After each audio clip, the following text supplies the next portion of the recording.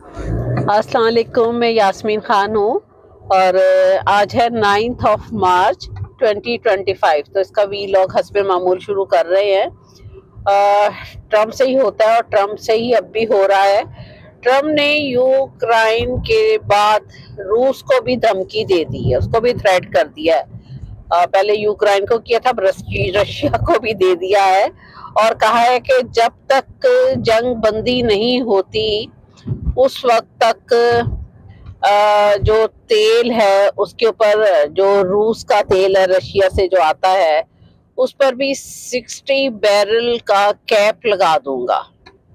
तो ये उसके ऊपर भी पाबंदी लगा रहा है। और हालांकि इसकी रूस के साथ बड़ी अच्छी दोस्ती हो गई थी, लेकिन वो इसको भी नहीं छोड़ रहा। वो कहता है पहले जंग बंदी करो, दोनों यूक्रेन और रूस दोनों आपस में मिलके।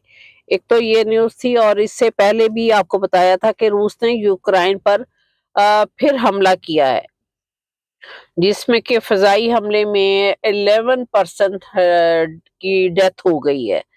और एक और भी न्यूज़ है इसी सिलसिले में कि उसने कहा है कि ये जो मुज़ाकरात हैं आपस में, कन्वर्सेशन इन लोगों की होनी थी, यूक्रेन के सदर की और ट्रम्प की, जो कि लगता नहीं है कि वो सक्सेसफुल होगी, ये ट्रम्प ने कहा है।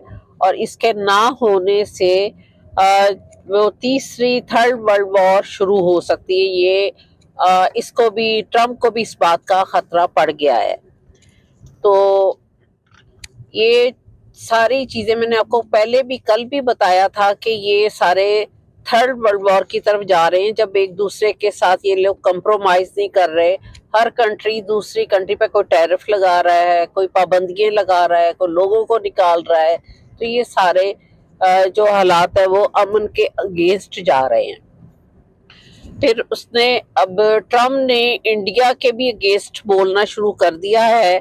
और इस सिलसिले में इसके कल जो 2 प्लेन क्रैश हुए हैं इंडिया के, एक जो ये आपस में थे, जिसको फाइटर प्लेन कहते हैं, वो ये वाला प्लेन था जो कि एक अंबाला से फ्लाई किया था, ये अंबाला की एयर बेस से फ्लाई किया था।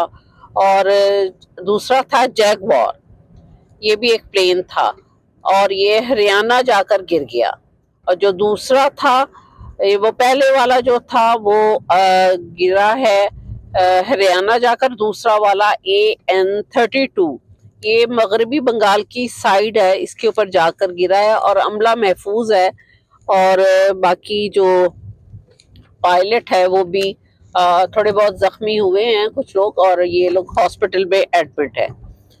तो एक और भी न्यूज़ है यमन के सिलसिले में। मैंने कल भी बताया था आपको कि यमन एक छोटा सा मुल्क है, लेकिन वो अमेरिका को भी अब आंखें दिखा रहा है। और यमन ने भी एक थ्रेड किया है कि इसराइल और जो पूरे रेड सी पर हमले की उसने धमकी दे दी है, जो कि रेड सी से शिप वगैरह गुजरते हैं। और उसने टाइम, बाकायदा उसने टाइम भी यमन ने दिया है। आपने टीवी में अक्सर देखा होगा, यमन के फौजी और दूसरे उनके आर्मी वाले भी आते हैं जिन्होंने रेड कलर की कैप पहनी हुई होती है। 96 आवर्स का टाइम दिया है यमन ने, जिसमें कि अमेरिका को भी दिया है, इसराइल को भी दिया है। और उसने कहा कि इसमें मैं कोई ना कोई वॉर शुरू कर सकता हूं अगर मेरी बातों को ना माना गया। और इसराइल कह रहा है कि मैंने एक्चुअली उसने, इसराइल ने जो गजा पर फूड वगैरह जा रहा था उसकी लोगों की हेल्प के लिए, जितना भी सप्लाई जा रही थी वो उसने बंद कर दी है गजा में। और यमन ने कहा है कि मैं जो है वो, अगर तुमने ये ना शुरू किया तो 96 आवर्स में, यानी कि 4 डेज के अंदर अंदर मैं कोई ना कोई हमला कर दूंगा। तो इससे इनकी जो फूड की इमदाद जा रही थी वो बंद हो गई, लोग प्रॉब्लम में हैं। और मेडिकल सपोर्ट जा रही थी वो बंद हो गई है। तो इनके शिप के ऊपर वो कहता है मैं तुम्हारे सारे शिप तबाह कर दूंगा। तो ये इस तरह की ये सारी लड़ाई झगड़े वाली न्यूज़ है जो मैं आपको दे रही हूँ, लेकिन मजबूरी है, क्या कर सकती हूँ, बताना तो पड़ता ही है कि दुनिया में क्या हो रहा है ना। और फिर कल اسرائیل نے بھی لبنان پر 30 حملے کیے ہیں، 30 حملے کیے ہیں اسرائیل نے لبنان پر بھی. اور یورپ تو پہلے ہی آپ کو پتا ہے کہ امریکہ کے اگینسٹ ہو چکا ہوا ہے، اور ٹرمپ نے تو پہلے ہی کہا ہے کہ جو اپنی اسپیچ میں وہ انڈیا کے اگینسٹ بول رہا ہے، ان کو کافی ذلیل کر رہا ہے، اور اس طرح کی یہ سارے ایک دوسرے کے اگینسٹ لگے ہوئے ہیں. ایکچولی سامنے سے سن شائن پڑ رہی ہے تو بار بار پرابلم ہوتی ہے دیکھنے میں اور بولنے میں بھی، اس لیے تھوڑا سا آپ کو فیل ہو رہا ہوگا کہ میں کبھی سن گلاسز اتارتی ہوں، کبھی لگاتی ہوں. تو امریکہ نے ایران کو کہا ہے کہ میں نے تمہیں تھرسڈے والے دن ایک لیٹر لکھا ہے کہ ہم آپ کے ساتھ مذاکرات کرنا چاہتے ہیں نیوکلیر سسٹم کے سلسلے میں، جتنی بھی کنورسیشن ہے تو اس کے لیے لیٹر لکھا ہے. لیکن ایران نے یہ کہا ہے کہ مجھے تم لوگوں کا کوئی لیٹر نہیں ملا اور میں نیوکلیر کے سلسلے میں کوئی بھی بات چیت نہیں کرنا چاہتا. تو اب نہیں لکھا تو پھر دوبارہ اس کی کاپی یہ لوگ بھیج دیں. یہی ہو سکتا ہے ٹرمپ، جو ہم لوگوں نے دفتروں میں سیکھا ہے وہ یہی سیکھا کہ دوبارہ اس کی کاپی کو سی کر کے وہ بھیج دے. نہیں ملا فیکس کر دے، ای میل کر دے، کوئی بھی طریقہ اختیار کر لے تو ایران کا بھی یہ بہانہ ختم ہو جائے گا. خیر اینی وے ٹرمپ خود بھی سمجھدار ہے، وہ میری بات کو تو نہیں سمجھے گا. تو دوسرا، چائنا کی طرف سے جو ہے اب ایک وار شروع ہو چکی ہے. وار کون سی شروع ہوئی ہے؟ جنگی وار نہیں، ٹریڈ وار. کیونکہ آپ کو پتا کہ چائنا کا سب سے زیادہ جو سامان ہے پوری دنیا میں 30% پوری دنیا میں جا رہا ہے. تب اس نے چائنا پر آپ کو پتا ہے بتایا تھا کہ ٹرمپ نے پہلے اس کے اوپر 20% لگایا تھا ٹیرف، پھر 10% کی مزید ڈیوٹی لگائی. اسی طرح کینیڈا اور باقی میکسیکو باقی کنٹریز پر 25% لگایا تھا، جو کہ اس کے ریٹرن میں چائنا نے شی جی پنگ نے 15% لگا دیا تھا. اب جس نے یہ کیا ہے چائنا نے کہ کینیڈا کو 100%، بہت زیادہ ہے، 100% کے بعد بات ختم ہو جاتی ہے کہ آپ 100% ایک چیز کو بیچنے کے لیے اس کے اوپر آپ ڈیوٹی لگا دیتے ہیں، جو کہ بہت مہنگی جا کر وہاں پر ملتی ہے. اور پھر جب وہ پبلک کو دی جاتی ہے تو ظاہر ہے انہوں نے اپنا پروفٹ بھی لینا ہے، وہ اور مہنگی جاتی ہے اور سارا بوجھ جو ہے وہ پبلک پر آ جاتا ہے، اور پھر اسی طرح اس چیز کے اوپر ٹیکس بھی ہائی ہو جاتا ہے. یعنی کہ دو صورتوں میں پبلک کو پے کرنا پڑتا ہے. ایک تو چیز کی پرائس دینی پڑتی ہے، پھر اس کے بعد اس کا ٹیکس پے کرنا پڑتا ہے. اور جب 100% ہر چیز کے اوپر چلا گیا، ایون کہ فوڈ ہے اور اس کی بہت ساری ایگریکلچر کی چیزیں ہیں، آئل ہے جو کہ بہت زیادہ چائنا سے کینیڈا کو جا رہا ہے. اور آپ کو شاید معلوم ہی ہوگا کہ کینیڈا ایک ایسی ہول مارکیٹ ہے جہاں سے سامان جو ہے امریکہ میں سب سے زیادہ آتا ہے، نیو جرسی میں آتا ہے، یہاں کی ہول سیل مارکیٹوں میں آتا ہے، چھوٹے چھوٹے گروسری سٹوروں میں لوگ لے کر آتے ہیں. وہ سارا جب 100% ان چیزوں کے اوپر زیادہ جائے گا تو لوگوں کو ویسے ہی پبلک کو پے کرنا پڑے گا، اور پھر اس کے اوپر ٹیکس بھی جائے گا. تو کینیڈا جو ہے وہ اس کو پھر نہیں برداشت کر سکے گا، اور وہ جسٹن ٹریڈو کہتا ہے کہ جی ہم لوگ تو روڈ پر آ جائیں گے، ہماری ساری مارکیٹ روڈ پر آ جائے گی. اور ابھی ایک نیوز یہ بھی ہے کہ چائنا کی جو اسٹاک مارکیٹ ہے وہ کریش کر گئی ہے. لوگوں نے ایکچولی اپنا جو انویسٹ کیا ہوا پیسہ تھا وہ نکالنا شروع کر دیا ہے.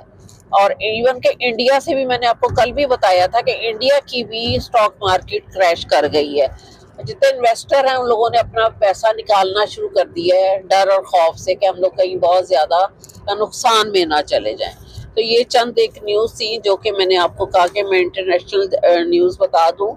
اور ابھی میں آپ کو تھوڑی سی ڈومیسٹک نیوز بھی بتا دیتی ہوں، جس میں کہ پاکستان کے ایک منسٹر ہیں زبردستی کے ان کو فیک منسٹر ہی کہا جا سکتا ہے کیونکہ انہوں نے الیکشن تو جیتا نہیں تھا، آپ کو معلوم ہی ہے. احسن اقبال صاحب ان کا نام ہے، جو کہ آپ نے ویڈیو بھی دیکھی ہوں گی. یہ ابھی انگلینڈ گئے تھے، بڑے تیاری شیاری کر کے نئے سوٹ جوتے یہ وہ سارے خرید کے آکسفورڈ یونیورسٹی میں، جہاں سے کہ ہمارے پاکستان کے ex prime minister Imran Khan نے گریجویشن بھی کی ہوئی ہے. خیر ان کا تو ایک نام ہے آکسفورڈ یونیورسٹی میں، بہت رسپیکٹیبل طریقے سے، اور وہ ایک اچھے اسٹوڈنٹ رہ چکے ہیں. وہاں پر گئے تھے تو وہاں پر سارے اسٹوڈنٹس بھی اکٹھے تھے، تو وہ انہوں نے جب وہ اسپیچ کرنے لگا ایک اسٹوڈنٹ، تو انہوں نے پاکستان کی چھوٹی سی ہسٹری بڑے پیارے انداز میں بتائی کہ جی آپ کس طرح اس وقت کے منسٹر بنے ہوئے ہیں، ایک منسٹر ہیں اور الیکشن کسی اور نے جیتا ہے، اور آپ اسٹیبلشمنٹ کی مدد سے آپ سیٹ پر بیٹھے ہوئے ہیں، وہ بھی 17 ٹوٹل 17 سیٹوں کے اوپر. تو اور 200 سے زیادہ مقدمے جو ہیں وہ آپ کو پتہ ہی ہے کہ عمران خان کے اوپر بنائے. اس طرح کی تھوڑی سی اس نے ہسٹری بولی، اور یہ سامنے بیٹھے ہوئے تھے، سن رہے تھے، اپنی عزت افزائی کر رہے تھے، اور دوسرے لوگ بڑی زور زور سے ہنسنے لگے، جس کا میں ایک چھوٹا سا کلپ آپ کو دکھانے کی کوشش کرتی ہوں، اور پھر اس کے بعد اور آپ کو ایک دو نیوز دوں گی. تو یہ پلیز آپ وہاں کا ایک چھوٹا سا کلپ دیکھیے. Third, we have the Pakistani Minister of Planning, Development and Reforms, Mr. Ahsan Iqbal. Now, I'm not at all surprised to see Mr. Ahsan Iqbal speaking on that side, attacking liberal democracy. After all, Mr. Iqbal's party launched the greatest attack on liberal democracy in Pakistani history by working with the military to rig elections and form a government despite having only won 17 out of 272 seats fairly. And finally, speaking fourth and side proposition, we shall have Professor Stefan Durkin. جی آپ نے ابھی یہ clip دیکھا ہوگا کہ جو Oxford university میں اس لڑکے نے اپنی جو اسٹیٹمنٹ دی ہے اسپیچ میں، اور وہ شرمندگی کے مارے احسن اقبال تھوڑا سا مسکرا رہا تھا. اور کیا کر سکتا تھا اس وقت کہ جس کو سامنے بیٹھ کے اس کی عزت افزائی اس طریقے سے کی جائے، اس سے زیادہ اور کیا ہو گیا. یہ تو ڈوب جو ہے سمجھدار بندہ یا رسپیکٹیبل بندہ، اس کے لیے تو ڈوب مرنے کی بات ہے. خیر اینی وے ان کو نہیں فیل ہوتا. تو اب آپ دوسری ایک نیوز یہ بھی ہے کہ آپ کو پتہ ہی ہے کہ پچھلے لاسٹ 2 ڈیز سے بتایا جا رہا ہے کہ جو مریم صفدر نے ڈاکٹر کی جو ایم ایس ہے میو ہاسپٹل کا، اس کی بے عزتی کی، اس کو جاب سے نکالا، اس کو اریسٹ کرنے کی بھی دھمکی دی. اب وہ اس کی فیملی کو بھی کیا جا رہا ہے کہ پریشرائز کیا جا رہا ہے اور دھمکایا جا رہا ہے کہ جی ڈاکٹر صاحب جو ہے وہ اب ایک ویڈیو دیں جس میں کہ وہ معافی مانگیں. کیا بھی خود اور معافی بھی ان سے کروانا چاہ رہی ہیں. تو یہ سارا کچھ اسٹیبلشمنٹ کے سر پہ یہ کہہ رہی ہیں، ادروائز مریم صفدر کی کیا حیثیت ہے، کچھ بھی نہیں ہے. تو یہ کب تک رہے گی؟ ہر چیز کا ایک ٹائم اور ایک لیمٹ ہوتی ہے. تو ایک تیسری نیوز ڈومیسٹک ایک یہ بھی ہے کہ افغانستان کے، آپ کو پتہ ہے بہت سارے لوگ پچھلے چند سالوں سے پاکستان میں آ گئے ہوئے تھے، اور وہ وہاں پر مقیم تھے اور وہاں رہ رہے تھے اور دوسرا بزنس اپنا کوئی بھی کام کر رہے تھے. تو اب شہباز شریف نے ان کو 31 مارچ کا ٹائم دیا ہے کہ یہاں سے سارے افغانی جو ہیں وہ نکل جائیں، اور اگر کوئی رہنا چاہتا ہے تو وہ پاکستان کے قانون کے مطابق اس لا کو پورا کرے تو پھر رہ سکتا ہے. تو یہ چند نیوز تھی جو میں نے آپ کو بتائی ہیں. تو ہو سکے تو میرے چینل 7RYK کو آپ سبسکرائب بھی کیجیے گا. جو بھی ویلاگ سنتے ہیں اپنی لائکنگ ڈس لائکنگ کا بھی اظہار کیجیے گا. تو تھینک یو ویری مچ. پھر اگلا ویلاگ انشاءاللہ پھر کرتے ہیں. Thank you. خدا حافظ.